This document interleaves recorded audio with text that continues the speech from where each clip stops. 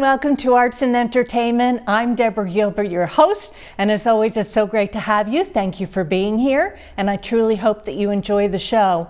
Well, we have another wonderful program for you today. I truly hope, as always, that you enjoy it. We're going to talk to Leslie Gable-Brett. She's a playwright. We're going to talk about HartBeat Ensemble, as well as the International Festival of Arts and Ideas, where she's going to be having a performance there. So, Leslie, thank you so much for being here. It's a pleasure to have you.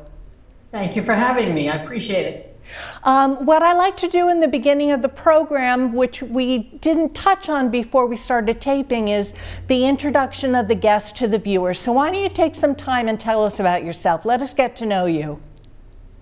Okay, thanks for asking. I'm delighted to be here. I am the playwright of the play that's going to be presented this weekend, Friday and Saturday, at the International Festival of Arts and Ideas in New Haven, Woodhull Beecher.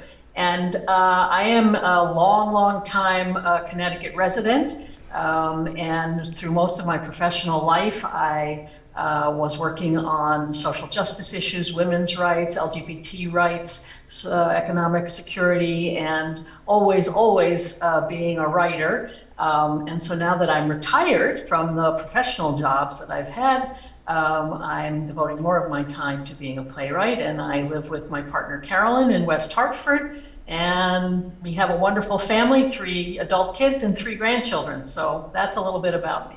Oh, well, that sounds wonderful. Thank you for sharing. It's great to know you. Thank you. You know, I have a lot of performers. I always say this in every show, a lot of actors that watch this program. Did you ever think growing up that you'd be performing and not always writing? I'm actually not in the play as a cast member. I am just the playwright in this case. I'm not a great actor. I've done other performing in my life, but that's not, I've been a singer and a songwriter and other creative things that I've had the privilege to do. But in this round, I'm the playwright, and it's really fun, and I'm so delighted to see my sort of words and ideas come to life in the acting and directing of the wonderful cast and director that's helping to put this play on this weekend. Well, before we start talking about that, one of the reasons that you're here, that they wanted the show to be put on, was about HartBeat Ensemble. And I know a lot of people won't know that name at all. It's based in Hartford, Connecticut. Can you tell us a little bit about it? My pleasure. I think HartBeat Ensemble is a wonderful and important community theater organization. As you say, it's based in Hartford, been here for more than 25 years. The mission of HartBeat Ensemble is to raise up voices that break through the barriers of race, age, gender, nationality, geography, to do theater that builds community, that challenges injustice. And I've been working with Godfrey Simmons, who's the artistic director, for quite some time on this particular play. He helped direct a reading of it, a workshop kind of reading over a year ago, and now HartBeat is the producing group that is helping to put the play on through the International Festival of Arts and Ideas. But they have a full season every year of activities, some stage presentations, also some community work, storytelling, and working with students. And it's a wonderful expression of theater as part of a social justice and community building strategy. Now you've written, well, first off, your title is playwright. Why don't you tell the audience what exactly that means? Well, I've actually been working on this script for about 5 years, on and off, the idea of the story, it's based on an actual historic events that happened around 1870 in the New York area, with quite a few roots to Connecticut, which I'm happy to tell you more about. But my role has been to sort of learn the story, do the research, and then dramatize it, put it together into, I hope, a well-structured, exciting, interesting, inspiring play, but based on a story which has truth to it, events that actually happened, and also relevance and resonance to issues that we are struggling with today, primarily about the sort of battle between a powerful man and a woman who is struggling to assert women's rights, and a scandal. And I don't want to tell too many plot spoilers, but it's a pretty dramatic story. But it has a lot of meaning and relevance for issues that are very current in our lives. Did you know, let's go back a little bit to your being younger. Did you know that you wanted to write, and did you know that you wanted to be a playwright? I've always written. My primary genre before writing these plays, this play and a prior play, was poetry, and I've had some, poems published over the course of my life. And my work in a professional sense was always also writing, but more advocacy and persuasive writing, reports and press releases and other things that had to do with the work of struggling for civil rights advancements. So I've always written. Writing plays is kind of this later part of my life. As I said, I'm now mostly retired. I teach a course at Wesleyan, but other than that, I'm retired from my professional work. And storytelling is a really wonderful and emotional, powerful way to draw meaning from my experience as a human being, but experience of the people whose stories that I'm telling, and particularly in this play, and to find, community, and to find ideas that give people some energy, some hope, some inspiration. That's what the process means to me, and I think that's true for the cast and creative crew that we're working with to put this play together. Tell us about the International Festival of Arts and Ideas, where your play will be performed. What is that all about? Happy to. I'm very proud and honored to be included in their programming this year. This festival is 30 years old, based in New Haven, and is a 2-week, truly a festival of acts and speeches and music and theater and circus and all kinds of creative expression, meant also, I think, to raise up issues that are important to the people who bring their art to the festival, to the people of New Haven in particular. And I think it's attended by people from all over Connecticut and the tri-state area. And it's a 30-year tradition in New Haven, and we're very proud to be one of many wonderful acts and presentations this year. And if we could just take a moment and put the website up on the screen, it's artidea.org. And if you have any questions that you are interested in finding out, that would be the website to find out about the festival. Well, we're going to take a break right now, so Leslie, let's hold that thought. I'm Deborah Gilbert. You're tuned into Arts and Entertainment, and again, we're going to take a break, and we'll be right back. Shoppers depend on customer reviews to make the right decisions, but as sellers continually find new ways to craft fake reviews and hire thousands of people to post them, getting rid of every fake review quickly is nearly impossible. Look out for generic reviewer profiles. If a reviewer has a very common or generic name, you've spotted a red flag. Read reviews by customers with verified purchases, meaning the reviewer bought the product on the same site where they wrote the review. Examine the quality and timing of product reviews. If you notice a product has several 5-star or 1-star reviews with just a word or two in the written portion of the review, or if the reviews use language that is generic, studded with irrelevant details, or overly enthusiastic, you may be looking at a fake review. This is especially true if you notice multiple similar reviews posted during a short window of time.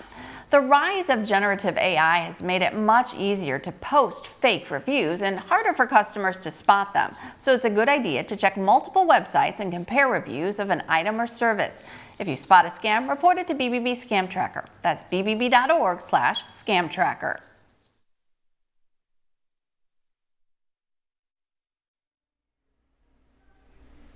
And welcome back to Arts and Entertainment. I'm Deborah Gilbert, your host, and as always, thanks for being here. Hope you're enjoying the show. Leslie, I also know that I have some playwrights that watch the program that would love to be able to get into a festival. Tell us what your process was of writing your play and then getting it produced and then now performed in this festival. I have been working on the play for a while. I sought out the guidance and interest of Godfrey Simmons from HartBeat Ensemble well over maybe 2 years ago or more. And we met, and I shared the script with him, of course. And so he was very kind to be interested and help me with the play. As I said, we put on what's known as a workshop production, a staged reading where we worked over the course of a week with the cast, and we made edits and revisions and really fine-tuned the script leading up to a couple of public performances as staged readings a year ago, March. And at that time, we invited some folks, including the director of the Festival of Arts and Ideas in New Haven. She was kind enough to come, and she was interested from seeing that staged reading a year ago, March. So I worked with her and the other folks at the festival, and they chose to put our play in as part of their program for this coming festival, this 30th anniversary year. So that is the story of how my play got to be in this particular festival. I know for myself and for many other aspiring or playwrights working to get their work staged and produced, there are other festivals, but there are contests and there are ways to send your script around. But there's a lot of talented and wonderful scripts out there, and it's hard to find a home for them, but I'm very proud to be in this festival program just coming up Friday night and Saturday afternoon this coming week, the 20th and the 21st. Okay, well, why don't we talk more about Woodhull Beecher? What made you decide to do a play about this subject matter? Well, these two human beings are quite remarkable, both of them, and they crossed paths in a big and fiery and very public or notorious scandal. So Victoria Woodhull might be known to some folks as an early and very radical feminist. She ran for president. She's the first woman who ran for president in any way, even though women didn't have the vote in 1870. She opened a stock brokerage firm in New York City. She spoke to Congress on behalf of suffrage for women. And she was an advocate for free love, which was challenging the boundaries of traditional marriage and encouraging women to express their own sexuality and have more freedom in their lives in that regard. Henry Ward Beecher was a very, very famous minister, an abolitionist, a speaker who went all around the country giving speeches. Also happened to be part of the famous Beecher family in Connecticut, including his sister, Harriet Beecher Stowe, who wrote Uncle Tom's Cabin. So it's a very illustrious family. And Victoria Woodhull sought the political and financial support of Beecher and thought that they might have some common ground between them. In the end, he did not choose to support her, and that led to a big public conflict with accusations of sexual misconduct and adultery and trials and quite a bit of drama. The story in and of itself is very dramatic.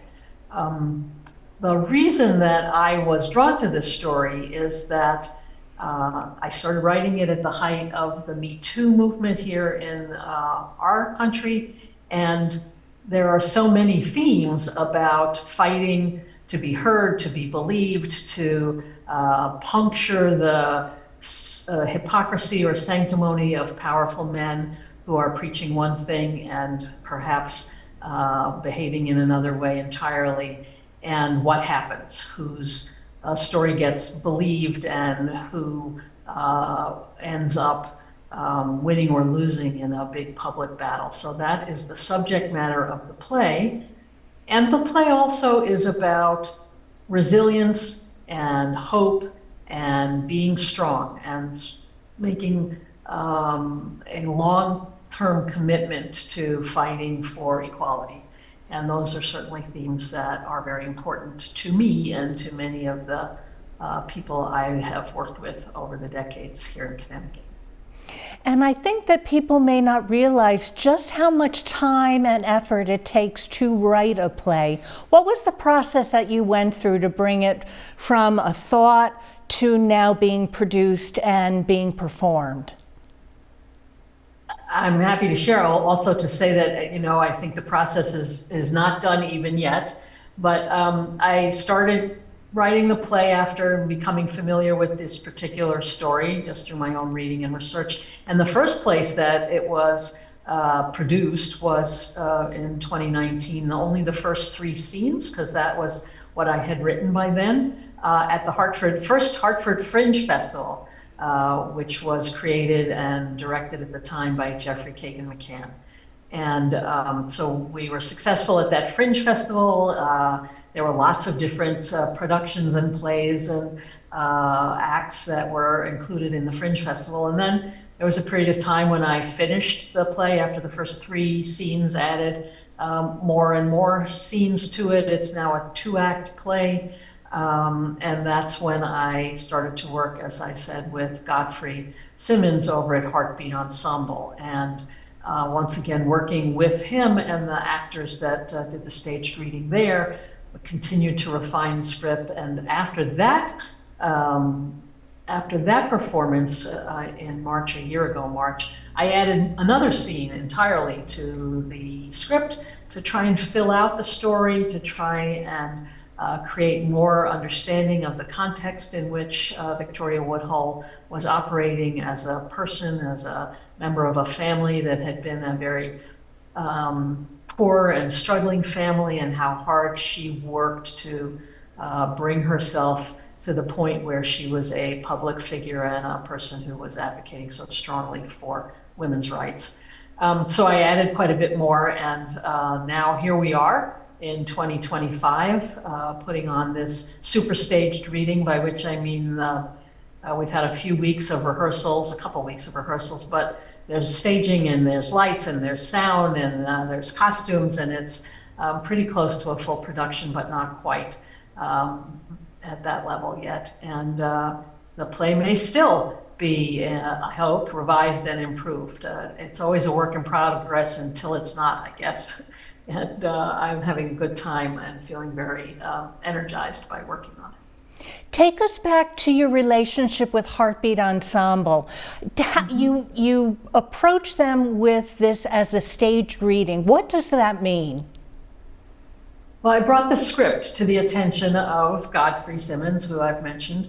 And a staged reading means that there's very little production, that the actors rehearse for, in that case, for about a week, and think through the script and work with me as the playwright to make changes and revisions. But then the public presentation of it was the 4 actors with their scripts in front of them, in front of music stands, and well rehearsed and well wrought, but no staging, no set, no costumes, not much in the way of sound and light to make what we think of as theater magic.